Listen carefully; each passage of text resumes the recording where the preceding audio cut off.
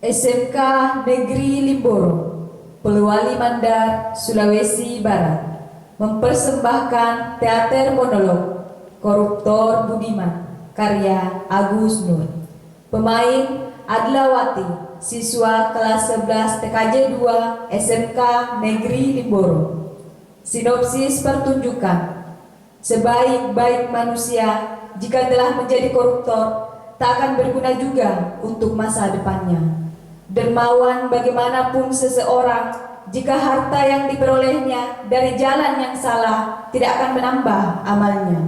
Selamat menyaksikan.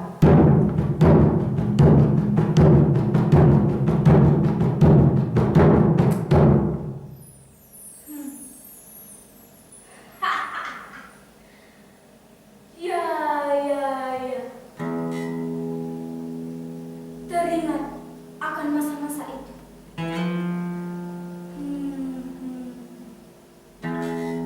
Ya. Koruptor. Koruptor Budiman. Saya ingat akan itu.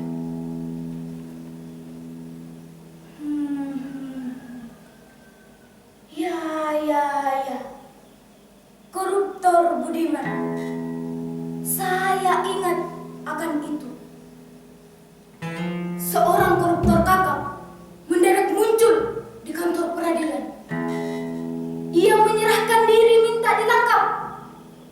Beberapa petugas dan wartawan yang ada langsung tersentak kaget. Hei, tolong tangkap saya. Hei, tolong tangkap saya. Hei, tolong tangkap saya. Hei, tolong tangkap saya. Hei, tolong tangkap saya.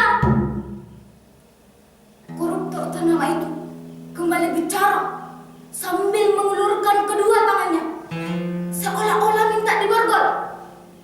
Para petugas jadi langsung gemeteran. Apa tidak salah? Saya ingin jadi koruptor yang baik dan benar, kata koruptor itu. Peristiwa itu pun langsung jadi berita besar. Wartawan segera mendatangi sang koruptor, dan sang koruptor itu pun langsung memberikan pernyataan-pernyataannya. Saya ingin memberikan contoh kepada rekan-rekan koruptor lain. Tak baik melarikan diri. Lebih baik duduk tenang di pengadilan. Kalau ingin sembunyi, bukankah persembunyian paling aman bagi koruptor justru ada di pengadilan? Kita nggak bakalan diperlakukan macam maling ayam. Paling ditanyai sedikit-sedikit, basa-basi, minta bagian hasil korupsi. Makanya saya di sini minta diadili. Saya tak hendak membantah. Jadi saudara tidak akan membantah kalau saudara koruptor kakak? Tanya wartawan. Saya hanya ingin meluruskan anggapan keliru yang menyatakan koruptor macam saya tak lebih benalu, bangsa tak berguna. Koruptor macam saya jelas aset bangsa. Kamilah yang menggerakkan roda perekonomian. Dengan korupsi, uang jadi terdistribusi, terjadi pemerataan, pembangunan di mana-mana. Korupsi juga terjadi di segala bidang. Kami tak pernah menikmati buat sendiri. Kami ikut nyumbang pembangunan rumah ibadah, menyantuni anak yatim, membantu korban bencana, menyokong olahraga, iuran 17-an, dan masih banyak lagi. Karena sebagai koruptor yang baik, kami tahu cara mengelabui. Dengan berbuat baik, kami Kami menjadi dihormati, duduk di depan bila ada hajatan, dan diminta bicara di pengajian. Itu namanya korupsi yang adil dan beradab, sesuai Pancasila. Sebagai koruptor yang baik, saya suka akan cinta damai. Karena itulah, marilah kita hidup rukun berdampingan dengan damai. Yang koruptor dan bukan koruptor, apa sih bedanya? Kesalahan hanyalah kebenaran yang tertunda. Maka yang tak korupsi pun hanyalah soal kesempatan yang tertunda. Koruptor atau bukan, semua akan dapat tempatnya. Semua akan dapat giliran.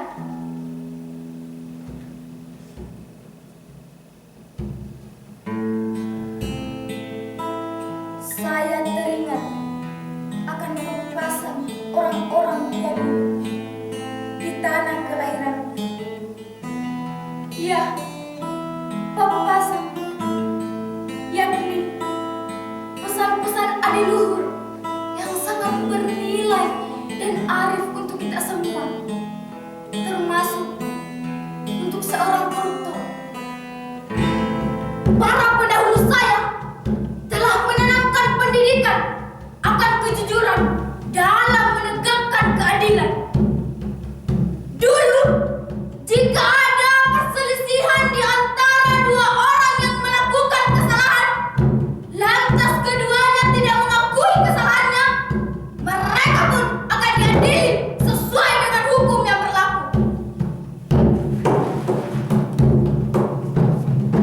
Jika dia laki-laki, dia akan diadu satu sama lain dalam satu arena kecil, untuk kemudian keduanya bertarung.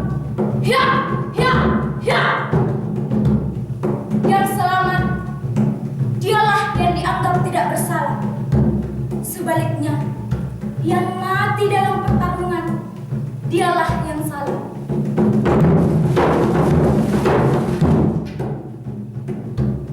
Nah, jika keduanya yang berselisih adalah perempuan, maka tangan kanan kedua perempuan tersebut akan dimasukkan ke dalam tempayan berisi air mendidih. Yang bersalah, dialah yang akan merasakan panasnya air mendidih tersebut. Dan malah yang tangannya tidak merasakan panasnya air mendidih, berarti dialah yang benar. Artinya, semua ini adalah kejujuran. Daripada sembunyi-sembunyi, mendingan kita jujur dan mengakui kesalahan kita. Daripada menyiksa diri, lebih agak mendingan berterus terang daripada bersembunyi tangan. Mungkin akan lebih nyaman terasa. Kita tidak lagi was-was, tidak tegang, tidak panik, gelisah, dan kesalahan itu selalu menghantui setiap saat. Mungkin saja dengan kejujuran kita lebih ringan dan rileks. Dengan kejujuran, hukuman kita akan lebih ringan, meskipun juga tetap dihukum.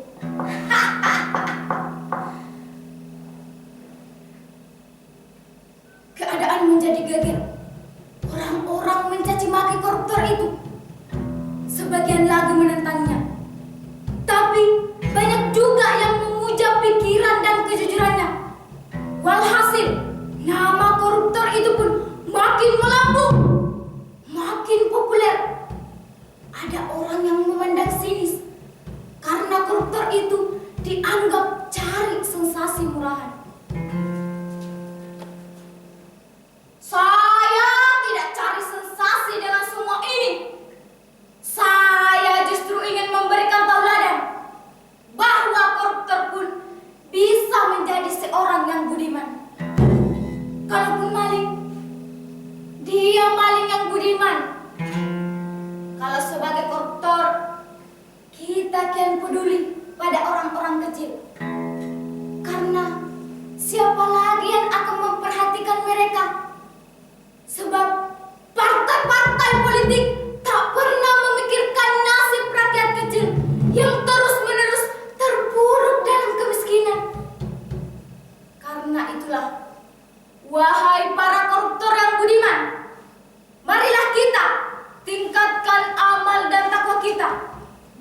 membantu negeri ini supaya makin terbenam dalam keterpurukan dan kemiskinan lahir batin. Negeri ini tak bisa diselamatkan kecuali dengan mempercepat proses pembusukan koruptor macam saya. Mesti mendukung proses itu. Bila tidak, negeri ini akan terus gak jelas seperti ini. Anda terlalu melebih-lebihkan, bicara seorang wartawan dengan nada marah. Anda juga seolah-olah menempatkan koruptor sebagai sesuatu yang penting. Dengan kalem, koruptor itu menjawab, "Marilah, mulai saat ini kita lebih menghargai koruptor sebagai pahlawan-pahlawan tanpa tanda jasa. Tapi banyak harta yang berjasa mempercepat proses pembusukan seluruh sampah negeri ini. Anggap saja ini proses evolusi untuk menghasilkan pembuahan munculnya tunas-tunas koruptor yang lebih bertanggung jawab terhadap nasib bangsanya. Jadi, dengan menyerahkan diri, Anda merasa sudah bertanggung jawab, begitu?" Terus terang, sebenarnya saya sudah capek jadi buronan. Itu merendahkan martabat saya. Seolah-olah saya ini koruptor yang tak punya harga diri. Makanya, lebih baik saya duduk tenang di pengadilan, ketemu kolega-kolega saya lainnya. Kan lebih enak begitu. Rukun, berbagi pengalaman, kumpul bareng. Korupsi tidak korupsi asal kumpul. Kalau semua rukun kan enak. Lihat, saya masih tetap sehat. Cuma kelihatan tambah kurang waras. Hanya saja, kadang saya tetap heran dengan para aparat kita. Kenapa sih masih sungkan-sungkan menangkap koruptor macam saya? Ketika saya datang, mereka malah sembunyi. Barangkali para aparat hukum itu memang benar-benar percaya bahwa koruptor seperti saya ini memang jelas aset bangsa yang mesti dilindungi. Meskipun koruptor seperti saya ini sudah berada di dalam penjara, tapi masih juga diberi keleluasaan untuk secara sistemik melakukan pembuahan dengan baik dan benar, serta secara murni dan konsekuen. Ya, itulah koruptor budiman. Koruptor budiman. Koruptor budiman.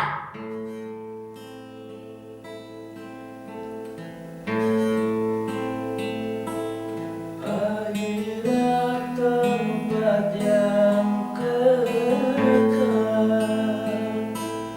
dunia hanya sesaat.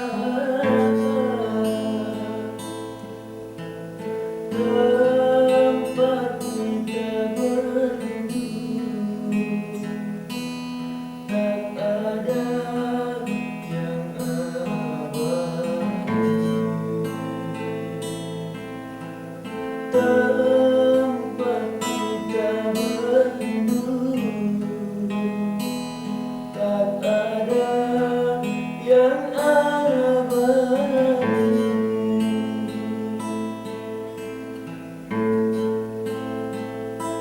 Semua